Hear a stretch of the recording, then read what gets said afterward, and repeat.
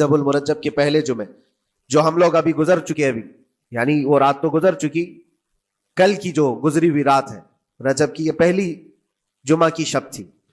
اس کے متعلق روایت ہے کہ 12 رکعتیں جو مغرب کے بعد سے لے کر عشاء کے درمیان پڑھتا ہے، اللہ کریم اس کے تمام گناہوں کو معاف کرتا ہے اور اس سال اس کو پورے طور پر ناگہانی آفات سے محفوظ رکھتا ہے، اور شیطان کے اس پر قابو پانے سے بھی اس کو اللہ محفوظ رکھتا ہے۔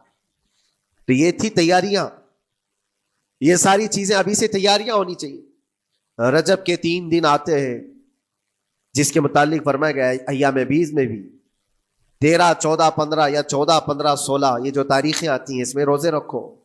اس کی بھی بڑی فضیلت ہے کہ تم تیاریاں ابھی سے شروع کر دو کہ رمضان المبارکہ میں اچھی فصل دیکھ سکے، ہمارے جسم کے اندر بدلاؤ آ سکے، ہمارے دل کے اندر انقلاب آ سکے۔ اور تیاری یہاں سے نہ کر کے صرف رمضان میں ہی امید لگائے بیٹھتا ہے تو میرے عزیزوں کچھ تو صفائی کی ضرورت ہوتی ہے۔ آپ نے اگر زمین خریدی کھیتی باڑی کی غرض سے اور گئے، وہاں جاتے ہی آپ نے سوچا کہ اس میں فصل آ جانی چاہیے، تو کسانوں سے پوچھو تو بتائیں گے آپ کو نہیں، زمین کو پہلے صاف کرنا پڑتا ہے، کچرے ہوں گے اس کے اندر بہت سارے، ہل چلاؤ یا کسی بھی طرح سے اس کو صاف کرو۔ صاف کرنے کے بعد پھر یہ بھی کسان کہتا ہے کہ زمین کو تھوڑا ڈھیلا کر دو، بڑے بڑے ڈھیلے ہوں تو اس کو توڑ دو اور مٹی نرم ہو جائے، اور اس کے بعد پھر کسان کہتا ہے تھوڑا پانی بھی چھڑکاؤ کرو، گیلی ہو جائے، تب جا کر کے تم اس پر بیج بو۔ میرے عزیزو یہ رجب بیج بونے کا موسم ہے تو پہلے زمین کو ڈھیلا تو کر دو، زمین کے اندر جو کچرے ہیں اس کو نکال تو دو، دل کے اندر جو وسوسے بھرے ہوئے ہیں، گناہوں کے خیالات بھرے ہوئے ہیں، اس کو پاک تو کرو۔ اس کو پاک کرنے کے لیے اللہ کریم کی بارگاہ میں آ کر گڑ گڑاؤ، تمہارا ایک آنسو تمہارے تمام گناہوں کو اور اللہ کے غضب کو ٹھنڈا کر دیتا ہے۔ ہاں، ایک آنسو کا قطرہ تمہارے لیے اللہ کریم ہے، موتی سمجھ کے شان کریمی نے چن لیے قطرے جو گرے تھے عرق انفعال کے۔ امام غزالی رحمۃ اللہ تعالی علیہ نے لکھا ہے کہ آج اللہ تبارک و تعالیٰ کی رحمت کو اپنی طرف مائل کرنے کے لیے اگر تم کچھ کر سکتے ہو تو بس یہ ہے کہ دنیا رونے اور گڑ گڑانے سے نہیں مانتی، لیکن مولا کریم بندے کے ایک مرتبہ سجدہ کر کے اسے پکارنے سے فوراً قبول کرتا۔ موسیٰ علیہ الصلاۃ والتسلیم اللہ تعالیٰ سے پوچھتے ہیں، مولا جب تیرے بندے تجھے پکارتے ہیں تو اس میں نیک لوگ بھی ہوتے ہیں اور گنہگار بھی ہوتے ہیں، تو کیا تو سب کی پکار کا جواب دیتا ہے؟ توجہ، اللہ رب العزت فرماتا ہے اے موسیٰ میرے پکارنے والے بندوں میں نیکوکار بھی ہیں، گنہگار بھی ہیں۔ ہاں، نیک بندہ جب مجھے پکارتا ہے یا ربی تو میں جواب میں کہتا ہوں لبیک یا عبدی، اے میرے بندے میں حاضر ہوں، بتا تیری کیا حاجت ہے۔ پھر موسیٰ علیہ السلام پوچھتے ہیں کہ مولا یہ تو نیک بندہ جب پکارتا ہے تو کہتا ہے لبیک یا عبدی، اور جب گنہگار پکارتا ہے تب کیا کہتا ہے؟ رب تعالیٰ فرماتا ہے جب میرا گنہگار بندہ مجھے پکارتا ہے یا ربی تو میں اس کے جواب میں 70 بار لبیک یا عبدی کہتا ہوں۔ ایک بار پکارے 70 بار جواب، ایسا کیوں ہے؟ تو فرماتا ہے میرا رب نیکوکار کو اس کی نیکیوں پر بھروسہ ہے کہ اللہ معاف کرے، اور گنہگار کو صرف میری رحمت پر بھروسہ ہے۔ اس کے پاس ہے کچھ نہیں، اس کے آس پاس وہ نظر ڈالتا ہے میں نے کوئی ایسی نیکی رکھی نہیں ہے، صرف اللہ رب العزت کی رحمت ہے جو مجھے معاف کر سکتی ہے۔ وہ مجھ پر یقین کر کے پکارتا ہے، اس لیے اس کے سوال کا میں بار بار جواب دیتا ہوں۔ عزیزان گرامی وقار، اقبال نے سچ ہی کہا تھا ہم تو مائل بکرم ہے کوئی سائل ہی نہیں۔ یہ رب تبارک و تعالیٰ کی طرف سے کہ اللہ تبارک و تعالیٰ کرم پر کرم کرنے کے لیے موقع عنایت کرتا ہے، یا بندے کو آنے کا موقع ہی نہیں ہے، بندہ آنا نہیں چاہتا ہے۔ اس سے پہلے کہ تمہارے ساری چیزیں بند ہو جائیں، دروازے ختم ہو جائیں، اللہ رب العزت کی بارگاہ میں آؤ اور اسے پکارو، یقیناً یہ تمام چیزیں تمہاری زندگی میں انقلاب لاتی ہیں، بہت بڑی تبدیلی لاتی ہیں۔ عزیزان گرامی، پھر میں یہ عرض کرتا ہوں کہ رجب کے اس مہینے میں دل کو نرم کرنا بہت ضروری ہے۔ دلوں کی سختیاں آج گناہوں کی طرف مائل کرتی ہیں۔ ہمارا دل سخت ہے یا نرم ہے، اس کو پہچاننے کے کئی تھرمامیٹر دیے گئے ہیں ہمارے پاس، چیک کرو ہمارا دل کس پوزیشن میں ہے آج۔ امام غزالی فرماتے ہیں 3 علامتیں ایسی ہیں جس سے پتہ چل جاتا ہے انسان کا دل سخت ہے یا نرم ہے، بیمار ہے یا صحت یاب ہے۔ یہ ڈاکٹر لوگ اسکیننگ سے یا سونوگرافی سے نہیں بتا سکتے کہ تمہارے دل کی یہ کیفیت، کیسے اس کو اہل بصیرت سمجھ سکتے؟ فرماتے ہیں کہ اگر مسجد میں زیادہ دیر تک بیٹھ نہیں پاتا تو سمجھ لو اس کا دل بیمار ہے، اس کا دل سخت ہو چکا ہے، اس کو مسجد میں بیٹھنے نہیں دیتا۔ یہی دل ٹیلی ویژن کے سامنے 3 گھنٹے بیٹھے، اس کو کچھ بھی اکتاہٹ نہیں آتی، موبائل پر گیم کھیلتا رہتا ہے، 4 گھنٹے گزر گئے کہ 5 گھنٹے گزر گئے اسے پتہ ہی نہیں۔ آج ایک سروے کے مطابق ہر انسان جو موبائل چلاتا ہے اس میں 18 گھنٹے وہ بزی ہے دن کے۔ کئی جگہوں پر ایسے حالات آئے 18 گھنٹے دن میں ہوتے ہی ہے 24 گھنٹے، جس میں 6 گھنٹے اگر آرام کے نکالے تو باقی پورے 18 گھنٹے کیسے انسان بزی رہ سکتا ہے؟ اس میں کھانا بھی ہے، پینا بھی ہے، حاجتیں بھی ہیں، لیکن سروے کے مطابق یہ بھی بات آئی ہے کہ 18 گھنٹے کنزیوم کرتے ہیں۔ میرے عزیزوں، اس میں کوئی اکتاہٹ اور اس میں کوئی ملال نہیں آتا، بیزارگی نہیں آتی۔ اور اللہ کے گھر میں یہاں فرض سے نماز سے ابھی سلام پھیرا کیا کہ بھاگنے کی تمنا ہوتی ہے۔ کئی جگہوں پر تو ایسا ہے، اسی لیے اللہ کے نبی صلی اللہ تعالی علیہ وسلم کی ایک حدیث میں سناتا ہوں، ارشاد فرماتے 2 چیزیں کسی منافق کے اندر جمع نہیں ہو سکتی، 2 چیزیں منافق آدمی کے اندر آ ہی نہیں سکتی۔ وہ کیا چیزیں ہیں؟ حضور پاک صلی اللہ تعالی علیہ وسلم فرماتے اچھے اخلاق منافق کے اندر نہیں آتے، اور اللہ کی اور اس کے رسول کی ہر بات پر یقین، یہ منافق کے اندر نہیں آ سکتے۔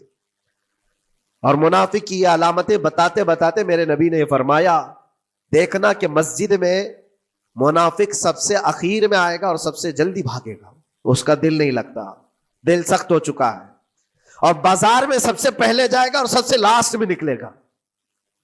بازار اس کے دل لگنے کی جگہ ہے، اس کے وہاں پر تفریح کی جگہ ہے۔ اور مومن کی علامت یہ فرمایا کہ مومن مسجد میں جلدی آتا ہے اور دیر سے جاتا ہے، اس کا دل لگا رہتا ہے۔ اور مومن بازار میں لوگوں کے شروعات میں نہیں، اپنی ضرورت کے مطابق گیا اور نکل آیا۔ اور فرماتے میرے آقا صلی اللہ علیہ وسلم، روئے زمین پر سب سے اچھی جگہوں میں سے کوئی جگہ ہے تو اللہ کا گھر ہے، مسجد ہے، اور سب سے بری جگہوں کے متعلق فرمایا وہ بازار ہے۔ اب یہاں پر دلوں کے متعلق میں عرض کر رہا ہوں کہ کس کا دل کس پوزیشن میں ہے، اسے آج خود آزما لینا چاہیے۔ دوسری علامت، امام غزالی فرماتے ہیں قرآن پاک کھولے گا وہ صفحہ 2 صفحہ سے زیادہ پڑھ نہیں پائے گا، بند کرنے کا دل کرے گا۔ یہ تو چھوڑو اٹھانے کے بعد پڑھنے نہ پڑھنے کی بات ہے، کچھ تو چھونا بھی نہیں چاہتے، اٹھاتے ہی نہیں۔ سال پورا ہو گیا تو قرآن پکڑتے نہیں، تو پھر دل کی کیفیت کیا ہو چکی ہوگی؟ دل کیسا مریض ہوگا؟ بعض لوگ ہم سے یہ کہتے بھی تھے کہ حضرت پڑھنا تو آتا نہیں، کیا کریں گے قرآن کا؟ کہا اٹھانا تو آتا ہے۔ میں نے ان سے پوچھا قرآن اٹھانا تو آتا ہے، جب قسم کھانے کی بات ہوتی ہے تو کیسے قرآن اٹھا لیتے ہو، سر پہ رکھ لیتے ہو؟ اسی طرح سے قرآن کو ہی اٹھا کر کے سینے سے لگا کر اللہ کی بارگاہ میں دعا کرو کہ مولا میرے دل کے دروازے کھول دے۔ اور قرآن کوئی سخت چیز نہیں ہے، اللہ وعدہ فرما رہا ہے ہم نے قرآن یاد کرنے کے لیے آسان بنایا ہے۔ کوئی یاد کرنے والا؟ وہ خود قرآن تمہارے دل میں اتر جائے گا۔ کوشش کرو۔ دل کی بیماری کی 2 علامتیں میں نے بتایا، اگر بیمار دل ہے تو زیادہ یہاں بیٹھ نہیں سکتا اور زیادہ دیر قرآن پڑھ نہیں پاتا۔ تیسری بات فرماتے ہیں کہ تیسری علامت یہ ہے کہ ہمارا دل اگر سخت ہو چکا ہے تو جیب میں پیسے ہوں گے لیکن کوئی مانگ رہا ہوگا اللہ کے نام پر، دینے کی طبیعت نہیں کرے، دینے کی طبیعت نہیں کرتی۔ اور یہ چیز ہاتھ اٹھانے کو تمہارا دل نہیں کرتا تو سمجھ جاؤ کہ دل بیمار ہے۔ اور دل کی بیماری لے کر کے اگر کوئی رجب میں سوچتا ہے کہ میں بیج بوؤں گا تو کیا فائدے کا؟ زمین سخت ہے، زمین سخت ہے، اور اس پر بارش بھی ہوگی تو کچھ فرق نہیں پڑتا، فصل نہیں آئے گی۔ دل کو نرم کرو۔ اور ایک علامت میں بتاؤں، اور ایک علامت کہ دل نرم ہے یا سخت ہے، اس کی ایک علامت یہ بھی ہے، اللہ کا جب ذکر کرے، جنت کا جب ذکر کرے، جہنم کے عذابات کا ذکر کرے، قبر کے معاملات کا ذکر کرے، حشر کے سوالات کا ذکر کرے، تو اس کی آنکھیں ڈبڈبا جائیں اور آنسو نکل آنے لگیں۔ قرآن کی آیتیں سن کر کے اس کا دل ہلنے لگے اور آنسو آ گئے تو سمجھ جاؤ کہ اس کا دل نرم ہے، ابھی اس کا دل بیمار نہیں ہوا، ابھی اس کا دل بیمار نہیں ہوا۔ لیکن یہاں تو پوزیشن الگ ہے، سچویشن الگ ہے۔ ہم تو پتہ نہیں کن کن چیزوں میں رو لیتے ہیں، لیکن اللہ کا کلام سنتے ہوئے کسی کے کان پر جوں بھی نہیں رینگتی۔ لوگ تو گانوں پر تھرکنے والے اور نغموں پر اچھل کود کرنے والے وجد کی بات کرتے ہیں، لیکن اللہ کا کلام پڑھنے پر کوئی کسی کو وجد کیوں نہیں آتا؟ یہ ایمان کی علامت ہے. قرآن میں اللہ نے فرمایا اذا تلیت علیہم آیاتہ زادتہم ایمانا، جب اللہ کی آیتیں ان پر تلاوت کی جاتی ہیں مومنین پر، ان کا ایمان بڑھ جاتا ہے. کیا آپ امام کے پیچھے قرات سن کر کے اپنے دل میں ہلچل محسوس کرتے ہیں؟ سننے کی طبیعت کرتی ہے. بلکہ ادھر نماز پڑھ کر کے جانے کے بعد آدھے گھنٹے کے بعد پوچھے آج پہلی رکعت میں کیا پڑھا تھا، دوسری رکعت میں کیا پڑھا، آپ کو پتہ ہی نہیں رہتا، یاد ہی نہیں امام صاحب کیا پڑھ رہے تھے. میں تو دکان کا حساب کتاب کر رہا تھا، کیا خبر ہے کہ انہوں نے کیا پڑھا.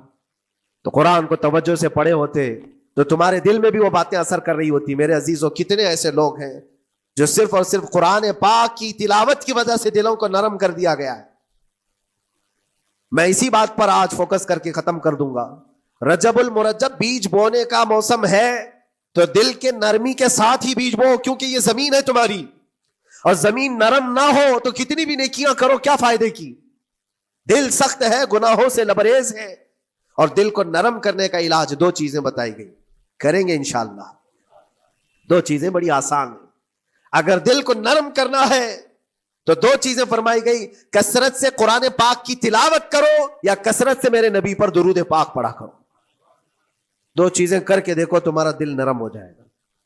اور بھی دوسری علامت، دوسرے علاج بھی میرے آقا نے فرمایا. ایک صحابی آئے تھے، انہوں نے عرض کیا یا رسول اللہ صلی اللہ علیہ وسلم، لوگ آپ کے پیچھے نماز پڑھتے ہیں تو زاروں قطار رونے لگتے ہیں، جب آپ دعا کرتے ہیں تو وہ دھاڑے مار کر کے روتے ہیں. میں کبھی رو نہیں پاتا، میرا رونا نہیں آتا، میں بھی قرآن سنتا ہوں، میں بھی آپ کے پیچھے نماز پڑھتا ہوں. تو حضور پاک صلی اللہ علیہ وسلم نے فرمایا تمہارا دل سخت ہو گیا ہے، تمہارا دل سخت ہو گیا ہے. انہوں نے کہا کیا کروں، علاج کیا ہے اس کا؟ وہ مسیحا امت ہے میرے آقا، ہر ایک کا علاج جانتے ہیں، کس کو کون سا علاج دینا ہے. نبی پاک صلی اللہ تعالی علیہ وسلم فرماتے ہیں جاؤ کسی یتیم بچے کے سر پر ہاتھ پھیرو، اللہ تمہارا دل نرم کرے گا. ان کے لیے وہ علاج رکھا گیا تھا. جس کو جیسا علاج بتایا میرے آقا صلی اللہ علیہ وسلم نے، کسی یتیم کے سر پر ہاتھ پھیرو دل نرم ہوگا. لیکن دل کے نرم ہونے کے علاج اللہ کے نبی صلی اللہ علیہ وسلم کے شفا خانے میں ہے.